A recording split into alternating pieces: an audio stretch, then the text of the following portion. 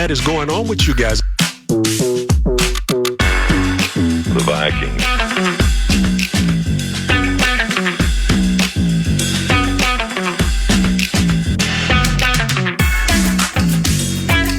Bob Motzko, coach of the Golden Gophers hockey team, into the Big Ten tournament tomorrow at Mariucci against Pennsylvania State University. Joins 9 to noon, about 40 minutes from now. But here is Mr. Nacho Leber. He is Ben Leber, at Nacho Leber, via the Twitter machine. Watch him on TV today, 3 to 4:30, Twin Cities Live, Channel 5. 3 to 4:30, Twin Cities Live, Channel 5. Ben Leber's part of that, and we welcome Ben into the Covenant. Any chance there's a doctor in the house today on Twin Cities Live discussing torn meniscus recovery for 7-foot NBA players who shoot threes? And good morning. Good morning. Yeah, obviously terrible news this morning that came out. How about that? Also, I will say this, that it sounds like, at least unless you guys have already talked about maybe more of an in-depth report, but it sounds like we don't know the severity of the meniscal tear and the meniscal damage. I will say this from my brief understanding of the meniscus and the knee. It doesn't matter if it's a significant injury or not. As long as there is an injury to the meniscus, any sort of tear, it's going to be bothersome. Like even if he's like, just slightly affected, he can maybe manage just the pain. He's not going to cause any further damage. X, Y, and Z. I still think for a 7-foot NBA athletic player, it's going to affect him even if he does play. So he will be, at least 80% less than what he is now. My suspicion is he's going to have surgery and he'll be out for the rest of the season. And you're into the Wolves this season, right? Generally you are. Like they're looking at your Twitter, chatting with you on the side. I mean, it's a bad beat for the squad, at least as of right now. But A, it's not Edwards. B, it's not Gobert. So, and Naz Reid is not a terrible backup for that spot. Now, I mean, but you know better than anybody, man. Like, when you start getting backups playing, and in any sport, playing 20, 30, 40% more minutes over a course of time than they A, have played, B, the coach wants them to play, or C, they're used to playing. Well, then, I mean, like they wear down a little bit too. So it's like the trickle down effect. Hopefully that doesn't happen with Naz Reid, man. Well, I'm just like everybody else. I love Naz. I think he's great. This could be one of those situations though, where you see a regression in his play where you've got a little bit more juice when you come off the bench and you got less expectations. You can play more free. Maybe that's aided into his game. I don't know. Getting now extended starting minutes. Yeah. I don't know. Who knows? Maybe he rises up or maybe he kind of simmers down. I don't know, but it'll be fun to watch. Bad beat for the Wolves for sure, but they play Indiana tonight at 6:00. So it starts anew, sans Cat this evening. So what have you been thinking of all these Cousins rumors and news and reports and speculation? Does it change daily for you? Whether it's you're talking to somebody, following something, or just like feeling the vibe with your elite football mind. I mean, like what at this stage of the week, with Monday being the first day he could be gone, like where's your mind right now? My mind's not in a good place. I mean, given that I'm a Kirk fan, and I've since the day that he got injured, and especially when we saw the weeks after the type of quarterback play that we got through the rest of the season, I'm like, man, we got to bring this guy back. Like our team is close, man. Like our defense is only going to get better in the offseason, and our offensive firepower is great. And I have faith that they're going to figure out our running game, or at least a balance of a running game.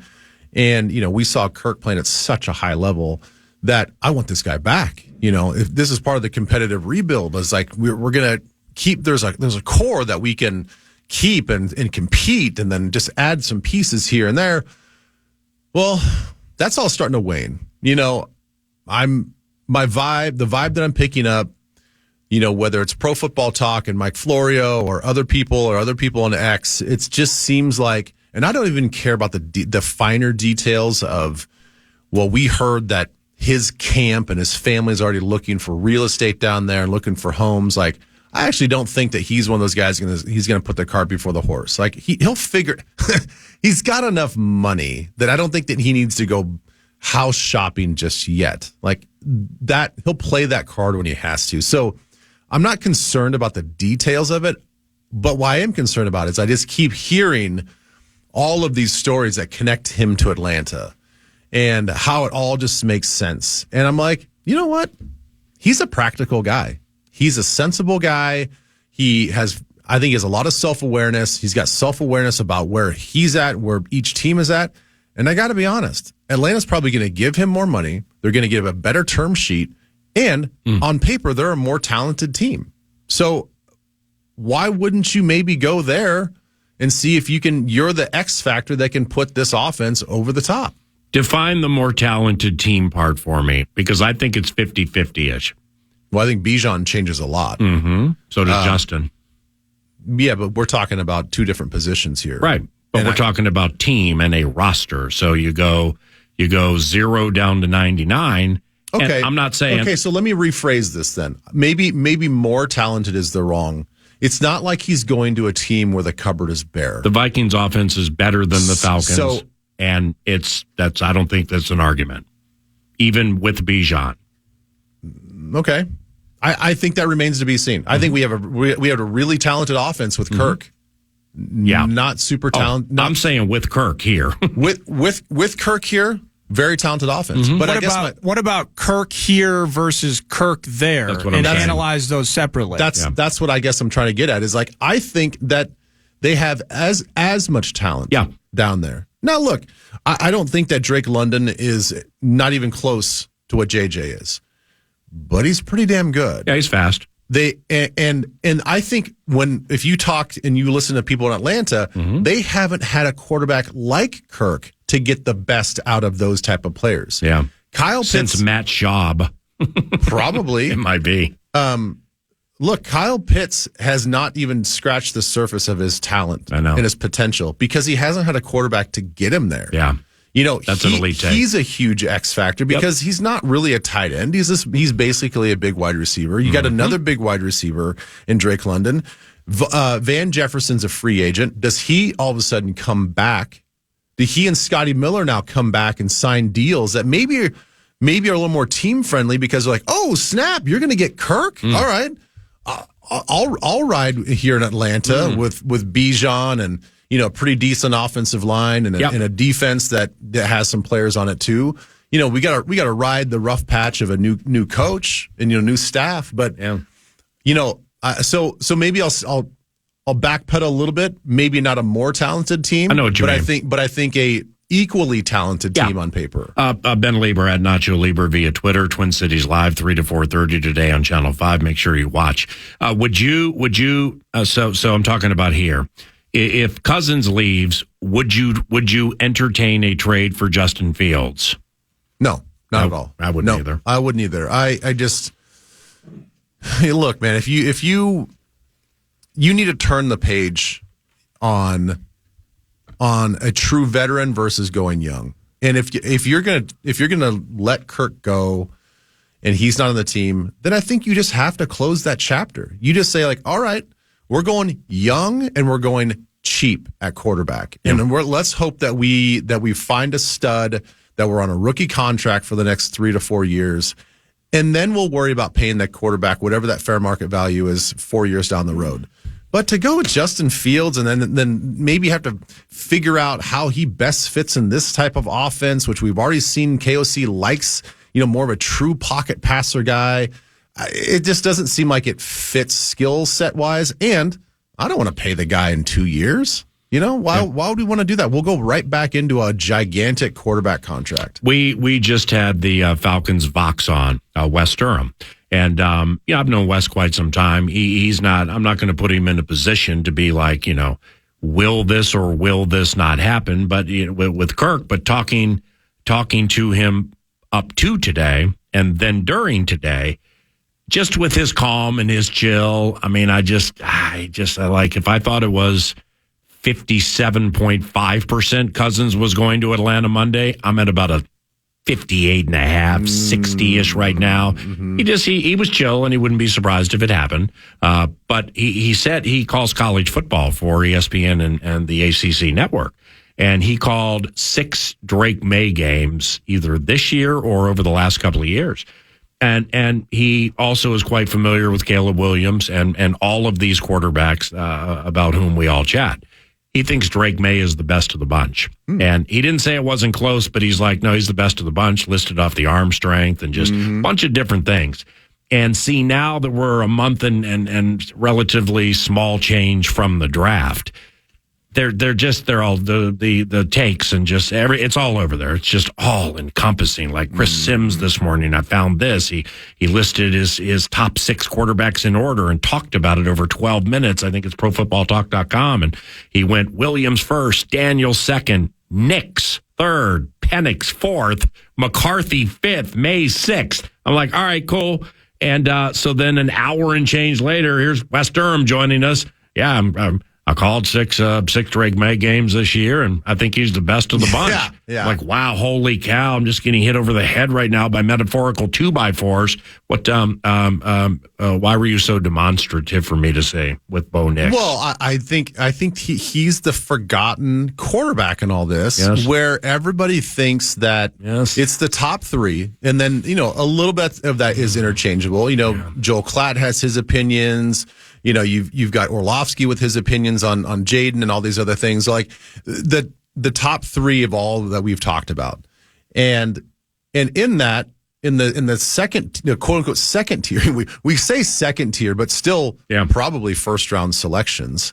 I think in that second tier, nobody's talking about Bo Nix. Yeah. And I'm not saying that. Listen, this guy is as good as the top 3, but my contention is, when I watch the film, I love what J.J. McCarthy has to offer. I like his youth. I like the fact that he just turned 21 years old. I like his upside. I like the fact that he can throw on the run. That to me is one of the things that really stood out. Is like, man, he's really comfortable throwing sort of off schedule and off platform. Again, when it comes to pure attempts, Michigan didn't ask him to throw the ball a ton, so there is that efficiency thing of like, well, when you ramp up in the NFL, let's say that he comes here, and he's going to be asked to throw, almost twice as many passes as he did in Michigan. What's that going to look like? Are all those numbers going to continue the same, or is he going to make more mistakes? I don't know. But when I look at Bo Nix, I'm like, this guy, he's a little older. He's 24. He and Penix are like the 2 older guys. The dude has the same skill set as J.J. McCarthy. Like if I told you, like if I just put in, you do like those nameless gray faces sort of thing, and if I was able to do that and take off their jersey and say like, okay, you're looking at a black and white film here, you don't know which one's J.J. and you don't know which one's Bo Nix. Yeah, I guarantee a lot of people would have a hard time deciphering the skill sets between the 2 of them. They play very similar. So Nix will break the pocket. Oh, for sure. Okay. And he'll actually run really well. Really? Very athletic. Wow. I mean, he can rush. He can have, he can break the pocket. He has good pocket awareness. He's got a good arm. I just think that if you're a fan of J.J. McCarthy, it's hard not to be a fan of Bo Nix. Now, this is the thing that we don't know. And this is the thing that we don't know with any of these guys. From me and you sitting here outside of the Vikings front office, NFL front offices and coaches, I don't know what their intangibles are. Right. I can only speculate. I can read articles. I can do all this other stuff. But when you sit down with these intangibles, guys, meaning football IQ. Yep. What was Bo Nix asked to do in that Oregon offense and the Auburn offense versus what McCarthy had to do in Michigan? Yeah. We like to think that Michigan had more of a pro style offense. I don't know. Maybe Bo Nix is a brilliant mind, but just untapped. Yeah. Wasn't asked to do a lot. What's his like leadership EQ? Is he one of these guys that like really commands the locker room, that brought everybody together, was able to, make a good player great and a great player elite? Like, was he one of those guys? I don't know. But what I see on film when it comes to skill set, they're pretty similar. That's very, very interesting because the clips and the highlights and the things that I've seen with Bo Nix and playing catch up, not watching a lot of college football, the Bo Nix is the one that I put the least time into. And I mean, I've seen so many like never going under center. Okay, but that's en vogue in college football. But just direct snap, 3 steps, look right, fire right. There's guy on shallow cross or guy on slant on L corner, because that's college football. That guy over there is going to go in the first round. That guy's probably going to go on Saturday somewhere. The other 2, fat L's, and we're going to pick on them the entire game. They'll never even see the net of the Arena Football League, if that even still exists. So I just bam, bam, fire, bam, bam, fire. I just haven't seen enough to really comment on Bo Nix, you know? Yeah. The 6-year bit, though, I don't know how much he played early at Auburn, but the one I'm going to say prevailing thing I heard at the Combine about Nix that stuck with me was how much better can he get from what everybody has seen, because he's already played so much. Yeah. So I'm like, okay.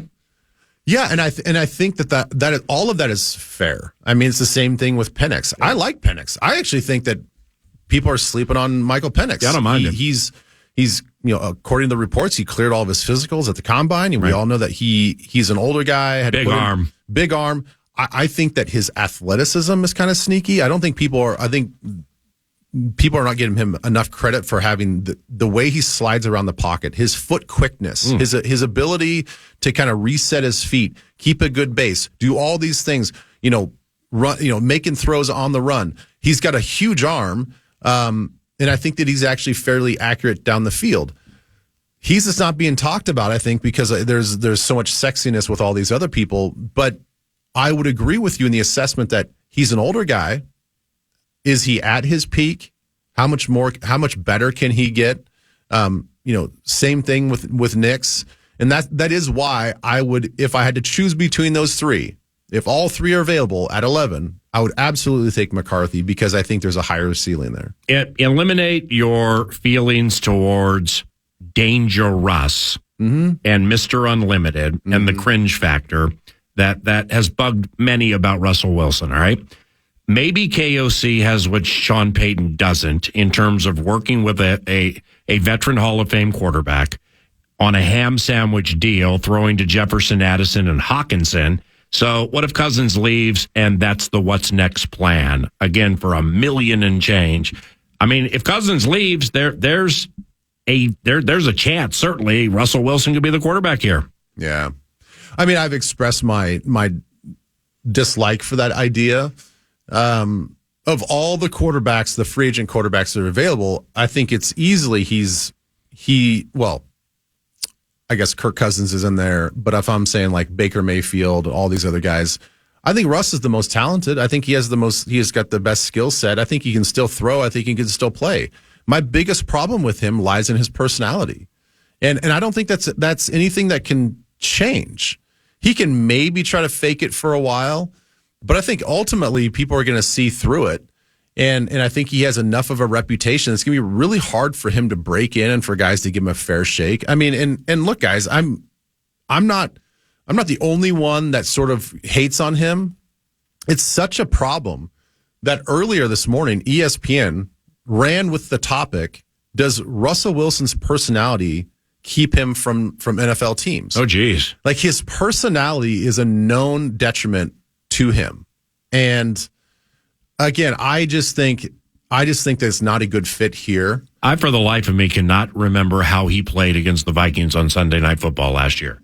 He played decently. He played well down the stretch. Did he? Yeah, I mean, he played well. He got the one drive, right? I think that was it. It was Sutton bit. That was it. 10-play, 75-yard drive, Okay. late stages of the fourth, and it was over. Yeah.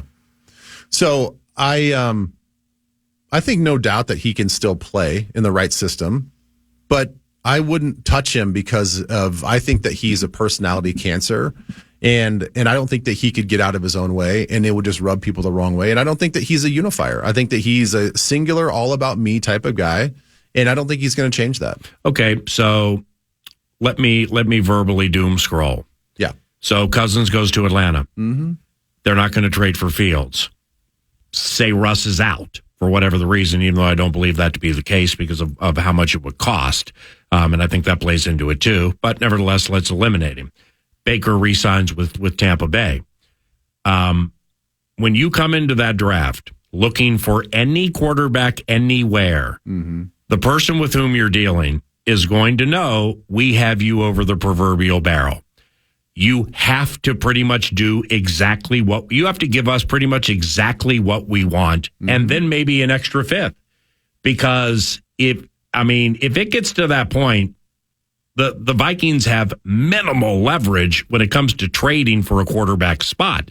That could be a problem. Yeah, it could be a problem. And that's why, I know the Sam Darnold's have been thrown around. His name's been thrown around, but I don't mind Sam Darnold as much as some others. Look, I don't mind Sam Darnold either. But I also think that you're not hedging your leverage when it comes to draft equity as much as you think. If the Vikings sign Sam Darnold and still look to make moves during the draft, everybody knows that, look, signing Sam Darnold does nothing for us. We all know that that's not going to be your guy for the future.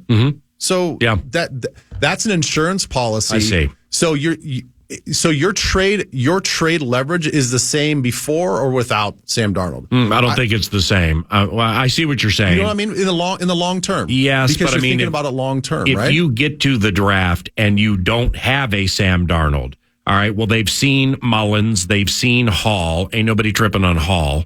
So, I see what you're saying, but I think it would be at least incrementally worse for you trying to get what you want, because they'll be like, well, bro, you don't have, Quace, you can say whatever you want. And if you want to go ahead and play these guys, go ahead and play these guys. But if you don't give us this fifth here, we're not going to give you this spot. But in the end, aren't they still battling against the other teams? I mean, in some ways that does equalize things. Because in the end, if they offer the most, the team then either has the choice to knowingly take less or stay in that spot if you're trying to get up to 5 with the Chargers or something like that. Certainly I believe that those games would be played, but to the extent where they got to flip an extra second to move up versus a 6th or a 7th, I mean, I don't feel that leverage is as significant as maybe we're thinking about. Well, I think you bring up a good point. The fact that we're thinking, at least I was thinking about this in a singular vacuum of the Vikings just talking, let's say, to the Chargers, and that we're the only team that the Chargers are talking with, and okay, well, the Chargers are gonna be like, well, we don't care if you've got Sam Darnold in the offseason or not in free agency. We know that you still covet this, and we're gonna hold out for the best possible deal. Yeah. But in reality, there could be 3 other teams that are also putting in bids. Yeah. I think believe there will, if you're talking about top 10, from 10-ish to 5-ish. Yeah. I actually think the intriguing option is Zach Wilson. Hold on. Oh my gosh, you are above average at that. See why I'm acting like this, and people can't see it, but I mean, I'm just a little bit in shock. But here's why. Well, here's why I'm not going to get loud on the other side. Because I think Ben and I have gotten into 4 of these conversations over the last 3.5 years. I've lost every one. So no, that's not as true. they've played themselves out. No, that is true. And it's okay. Self-deprecation wins next to talkbacks. So what leads you to that? I think that if you look at his skill set, he's got a big arm. I think. Guess I forgot. When we have talked about this before, what we think KOC looks for in quarterbacks, I think that he wants first a pocket passer, secondarily escapability and pocket movement. I don't think that he wants a quote unquote mobile quarterback that can also throw. He wants a passer first, mobile second. Fair. I think he likes big arms. Yeah. I think he wants a guy that can get the ball. Zach Wilson has a big arm? Yes. Damn. Is he accurate? No, but he can't. But I mean, different tutelage. Okay, go ahead. Right. Wilson fades to. Okay. I think there's youth there. Yeah. And I think that there's moldability because of that youth. Okay. I think that if you get there's moldability. Yeah. No, there definitely is. I mean, it's been moldy as bleep every step of his career. I agree with you. And I'm not saying that he's going to be great. I just think that if you're looking for potential high-end backup, if you're looking for, because all Sam Darnold eventually would become is the next Nick Mullins. Well, you're always looking to upgrade your roster. Mm-hmm. Always. Yeah. So if you're looking to upgrade that number 2 spot, that was beautifully put. I've never heard anybody say that, but I think you're right. Because that's ultimately what you want to end up doing. you're going to draft. You're still going to draft a rookie quarterback. That would be your starter. Now, would you rather have a hopefully higher ceiling Zach Wilson, Nick Mullins, or Sam Darnold as your number 2? You might be able to get Zach Wilson for 80 cents. I mean, you actually may pay that deal with like rolls of quarters, which ain't bad. No, I mean, you can get him cheap. Mm-hmm. He's a cheap option that I just don't think that you can just cast away as like, he's been a joke in the league, right? Whatever. He'd be the same price to us next year as the other Wilson. Yeah. So I don't know. I'm just throwing that out there. I'm not mad at it. It's outside of the box. It's outside of the box. Not mad at it at all. My ding-a-ling. My ding-a-ling. We'll be right back. It's the Wild File. The Wild File 9 to noon, brought to you by Pronto Heating and Air. Go to prontoheat.com. The Minnesota Wild, it's a back-to-back on the road for your flavor of hockey. And tonight they're in Arizona, and it's a 7:45 pregame, 8 p.m.-ish puck drop. Minnesota Wild, 9 points out of a playoff spot. They need a victory tonight. In non-Wild news with the home squad, Coyotes, Jason Zucker, it sounds like, won't be playing tonight because he's going to be traded. So watch for news on the former Wild winger. But it's a back-to-back. They're at Arizona tonight, at Colorado. Tomorrow night, similar game time, 8 p.m. puck drop. Wild being 9 points out of a spot, 20 games to go. Got a hop, skip, and a jump. The Flames, the Kraken, the Blues, and Predators. So go Wild tonight. You'll get to hear all of that right here on your home for Wild Hockey, The Fan. And now back to 9 to noon.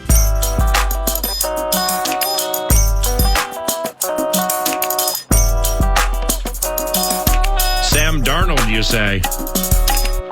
Darnold puts Anderson in motion. Sam Darnold goes to sneaking right up the middle and touchdown, New York Jets. That is Sam Darnold's first National Football League rushing touchdown, and it's 27-16 Minnesota. Sam Darnold, you say. Darnold back to pass. Ball's batted in the air. Intercepted. Here comes Trey Waynes. His first this season, 30-25. Trey Waynes is out of bounds at about the 23, a return of 16 yards. Harrison Smith, Holton Hill, Trey Waynes, they've all picked off the USC rookie, and with 4:29 to go in the game, the Vikings will improve to 4-2-1. Holton Hill, you say? An old Holton Hill reference with the long arms, and he was thick, and he had the barrel chest, and could run like the wind, but it turned out we all were chasing after the wind, hoping for more moments like that from Holton Hill. How about Holton Hill? I mean, just name references, all of that. I think Latavius had a couple of scores that day. Mm-hmm. And some throwback. I love that. Well, Chris Herndon, the Cane, had his first National Football League touchdown. Might be his only that day, back left to the end zone at MetLife. Do you have a Cam Akers vibe? I like Cam Akers, and as I learn every time I bring that up, I like him more than everybody I bring that up to. Why do people... hold on. I like him too, but why are people sour on him? Just because of the injuries? Two Achilles. Well, yeah. And not flashy. Not flashy? Shiny toy, though. People want shiny toys. Well, I mean, I liked him. I mean... Yes, you can. Remember that slow roll when he got the ball, and it was kind of it's like, okay, Alex is going too fast and missing holes, but we've seen that before. Ty runs like the wind and maybe can catch it a little bit, but he might get Kirk killed. And then Akers all of a sudden rolled around like, hey, Le'Veon Bell here with that slow roll the way he was standing up. Man, so Le'Veon Bell, smooth and slippery, right? Yeah, he's smooth player, patient. Yeah. I like him. Like, if we're talking just complete skill set, I like Cam Akers a lot. Now, if you want to, like, bring in, like, should we bring him back and whatever, all this is like, well, the double Achilles is going to be a little bit of a clump. But, all right. Is it double Achilles, same Achilles? No, I think they're either he did both of them. Yeah, that's great. One in each, yeah. One in each. That's great. Yeah. That's we should re-sign him and draft Michael Penix Jr. I mean, geez, nothing's going to go wrong there. You know what I mean? I'm playing with you. But nevertheless, what did you and Dustin Baker talk about on that podcast you said was a lot of fun. Yeah, it was fun. And I follow Dustin on Twitter, and I've never met him. I don't think I have, at least. And if I have, I apologize. But like, I'll look at some of his tweets. There's this cat named Thor Nystrom who used to work for NBC. Follow him and his JJ McCarthy adoration. But I like what Dustin does with at least what I see. The tweeting on free agency and just the tweeting in general. Is he part of Vikings territory? I believe something like that. Right. Yep. Right, but it seems like you just had a wonderful time on that podcast, didn't you? I did have a wonderful time. It was short and sweet. It was like 25 minutes. It was perfect. We just got right into all the goods. And the one thing that I enjoyed about that podcast, and the reason why I was talking so glowingly about it is, we're always, everybody in this market right now, we're all so focused, obviously, on Kirk, JJ, what we're going to do at 11. Like, those are the top three hitters. Then you kind of sneakily sometimes get into other conversations. But, I mean, we talked Marcus Davenport. We talked Lewis Cine. So there were other like nuanced parts of this team that are still very important that we just kind of forget about because we're kind of swept up in the top free agency talk and the top draft talk. And it was like that at the Combine because I felt like getting a megaphone and being like, anybody want to talk about Daniil? I mean, he just had the best season of his career. Yeah. He's probably going to get 12 sacks for somebody next year. Yeah, and we talked about that as well and how it's important that the Vikings have a pass rushing presence because I've said all along that I would much rather invest in defensive line and offensive line versus cornerbacks as much as it's kind of fun to see the Witherspoons and Sauce Gardners and all this other stuff. But you've got to have a rock star defensive front to be good in the rest of your back seven. And if we let Daniil go, which I've supported that decision as well. I'm like, look, I understand. Like this was all before the Kirk talk. If we're going to sign Kirk and we're going to sign JJ, unfortunately, we're going to have to probably let Daniil go. If we can't sign Kirk, then I think that you find a way to bring Daniil back. Bam. I think you do because if not, Wanham's not going to be 100% healthy at the start of the season. Yeah. Even if he comes back because he's a free agent as well. You've got basically nothing. You've got a bunch of depth players that are going to have to step into other roles. We don't know what the rest of free agency looks like. So all that being said, it was a good conversation to have about that. It was a good conversation about I would absolutely bring Marcus Davenport back. Really? You're going to get him on the cheap. Yeah, great. You're going to get him on the cheap for all of 4 games. Maybe, but I still saw enough. He's strong as bleep. Yeah, I still saw enough in those games. Wow. That if you can get him back for $3.5 million, I got it. Why wouldn't you? Because we have nothing, right? And then the conversation about Lewis Cine and what do we do with Harrison Smith, which we all think that he's probably going to be let go as well. Lewis. Do you believe when Lewis came out of Georgia that there is part of him that you absolutely felt, yes, this young man belongs in the NFL? Mm-hmm. Okay, yes, right? Yeah, when you watch him play, and then you hear all of his teammates at Georgia saying like, no, this dude back here is as talented as we are. That dude was our heartbeat of the team. So he gets beat for the spot in training camp by Cam Bynum. Not the first, Trey Waynes got beat. He was picked a lot higher, got beat for a corner spot into his first season.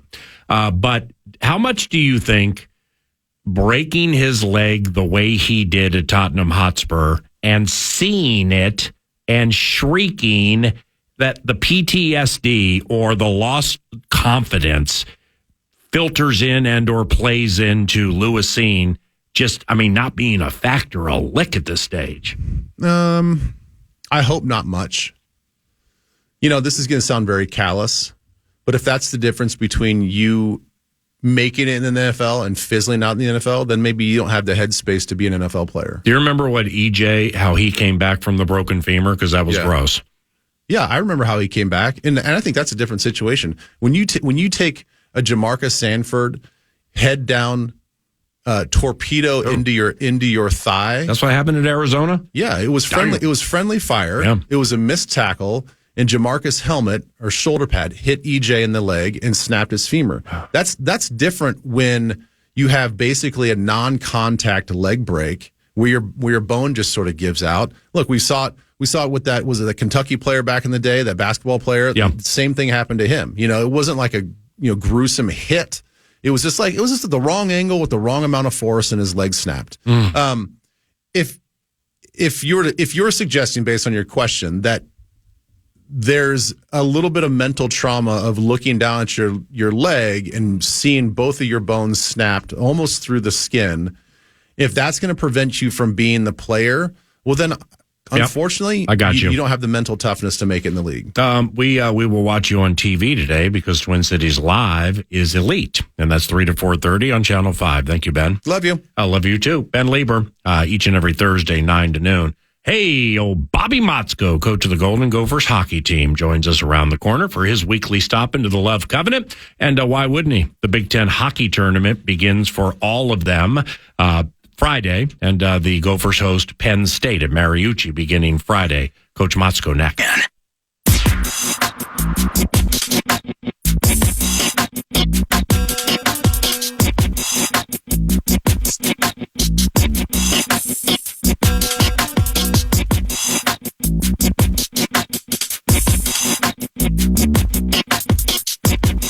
Some teams want to run it back. Some want to throw it back. Here's Tape outside the circle. Back to the captain, Leopold on net. A tip pull on the left end.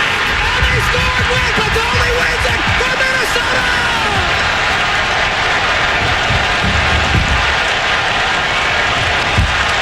What's going on there, Bobby? Playoff time. It's time to get things cranked up at a new level right now, and it's great. State tournament started, so there's a feel in the air, and the games are on TV, and we got to get that juice going for us now. And we're starting our first quest, 2 out of 3 with Penn State. And Bob Motzko, coach of the Golden Gophers hockey team, in the championship game last year down at Tampa St. Pete's Way, came up a bit short in overtime. Now the Frozen Four is at XL Energy Center this year. So that, and Bob has a good team. Bob has a really, really good team. Now, on your radio show this week, by the way, Big Ten tournament begins for the Gophers tomorrow at Mariucci. It's against Pennsylvania State University. And they play Friday and Saturday and Sunday if needed. And I would imagine Bob doesn't want the if needed part. And you can gophersports.com if you're interested in information or tickets. Gophersports.com is the place to go for that. On your radio show this week, you talked about your 4 seniors. That what an emotional time for these guys on the heels of senior night. But both defensemen, both forwards. Can you bring that up and talk about your seniors?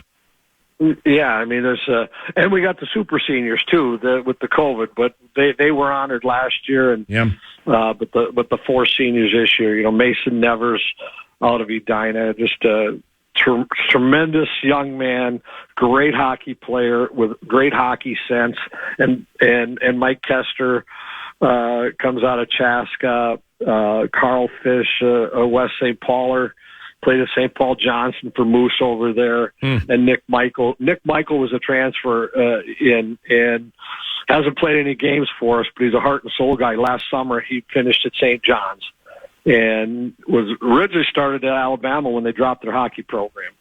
And he found his way with us and fits right in with our group. But these guys are, Carl Fish having the best year of his career. He plays every night. He's just a warrior for us. Mikey Kester and both Nevers went through their injuries early in the year, and so it's kind of stunted their senior year. But both are back on top of their game. These are kids that have given this program their heart, and I can't say enough about them. And we even got a chance, because this is the last year, there's a chance that some of these guys could be back with us next year. This is the last year where the NCAA allows, from the COVID rule, 50-year players to come back. But, we've won league championships, a couple Frozen Fours. These guys have their footprint all over our success, and we wouldn't be doing what we are without them. Now to the other side of the equation, from Totino Grace in the Fighting City of Mounds View, my guy Oliver Moore, the freshman. On the other side of it, Big Ten tournament, new to him. NCAA tournament, will be assumedly new to him. Is he all wide-eyed? Like, are your freshmen super, super wide-eyed and excited about what's coming? Oh, for sure. They've been along for the ride this year, and they're just such a big part of what we're doing. But he a big power play goal for Ollie last week. He's got one of those motors that it's always on. His compete level in practice, he brings it every game. And his game, that's the beauty for us with having Oliver Moore, that he's going to continue to get better. As he gets experience and the game slows down for him, because his motor is just going and just needs to slow down a little bit. Of all things, he's one of the fastest players in the planet. But he needs to slow down just a little bit at times for the game to slow down for him, and he'll make plays at a high level. He's big heart in that kid. Yep. How about the series in the weekend Jackson Nelson just had? Holy cow! Well, he's got it in him, and that's what this young guy. He used to do this coming up in Laverne, where he was one of the top scorers in the state of Minnesota, and we see it. And he is a impactful player, but 5 goals last weekend. Jeez.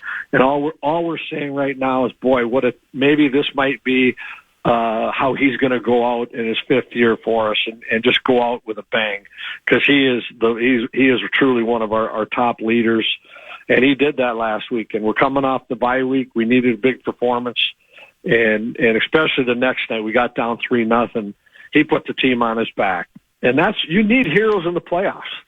As much as you need to be, solid and on top of our game, but that's when heroes are made. Certain athletes just play at a different level in big moments, and we need some guys to step up, and we hope Nelly's the guy pointing the compass in that direction. That final game of the regular season, that final one against Michigan, I got to credit Michigan here, man, and because there are one of two ways to look at it. You blow a 4-1 lead, but then, do you lose 7-4 or do you fight back? And their fight back, I thought you had them dead to rights, Bobby. I thought you were going to draw away, win that thing by 2, but they fought back, man. You ended up losing 6-5, but that, it was a strange game, wasn't it? Yeah, it was, you get in those every once in a while. We're down. The great thing for us, we had a tremendous crowd. And great, like spring break, we didn't know how many students. The student section was packed. Good. And we after 2 periods, we're down 3-0. And I did say, I go, guys, if we score 1, we'll get 2. Yep. Because the crowd's going to lift us. I didn't know we were going to score 5, and that was the truth. But the game just took off in a crazy direction. We took a penalty with 16 seconds to go in the game, and then that's how they scored 4-on-3 power play in overtime. But to get that thing into overtime, the crowd was a big part of that. Jackson Nelson was a big part of it. And I was with you. I thought that once we kind of turned the tide, the crowd was on our side, that we weren't going to be denied in the game. But you make a mistake in sports, something happens, and we got to move on. All right, you beat the Nittany Lions 3 or 4 times this year, and I think there were a couple of shutout victories in there, and just a few weeks ago. But in looking back and remembering watching some of those games, it's like, correct me if I'm wrong here, Coach, but if Penn State were a football team, they would run the run and shoot offense. It's just up and down and just throw things up on the goalie left and right, correct? You nailed it. They're a dangerous team. Offense is, they're driven by everything offensively. In that series, we did everything that we needed to do. And of course, we'd like to duplicate that, but it's difficult with them. We didn't let their offense get started. And that is the key for us this weekend, to do the same thing. And I think both scores were 3-0, 3-0. So they were tight games, and that's what we've had with them. We've had a lot of tight games with them, but you have to be disciplined. And they don't. And the other thing I respect about them, because the last couple of years they've been a little down, but if they get down 3-4-0, it doesn't even faze them. They just keep playing, and they'll come back the next night and try to do it right back at you. So you have got to stay focused against them for 60 minutes and 120 or 180, whatever it's going to take us. We have not been in a 2 out of 3 series since Jackson Nelson and Brodzinski and Close were freshmen 5 years ago. Wow. When COVID hit, we canceled, and we won the league the last 2 years. So none of our guys, except those 3 older guys, have been through a best 2 or 3 series. And you know better than anybody, Coach Motzko, Bob Motzko, coach of the Golden Gophers hockey team, Big Ten tournament for them at Mariucci, Friday and Saturday, maybe Sunday. Gophersports.com for information. Time for 1.5 more. You know better than anybody because you've either been part of it or you've seen it. When Penn State has to win twice, I mean, or the whole thing's over. So you get the desperation factor with a quirky, unique style that they play. And I don't want to say anything can happen. That's hockey, because that shouldn't be the case, because you guys are better than them as an overall team. But, man, I remember within the last 10 years, I drove down to Mankato to watch Michigan Tech play in this same situation against Hastings Mavs. They had I think McKay was the goalie, maybe or maybe not, but Jake Lucchini played for Michigan Tech, and Jake Jackson played for them too, who I've gotten to know over the years, and Michigan Tech won. I mean, they were all close games. They were super big underdogs, but they had the desperation factor to get into the tournament. And I watched them do it against a dramatically better overall team. So you just got to be careful, right?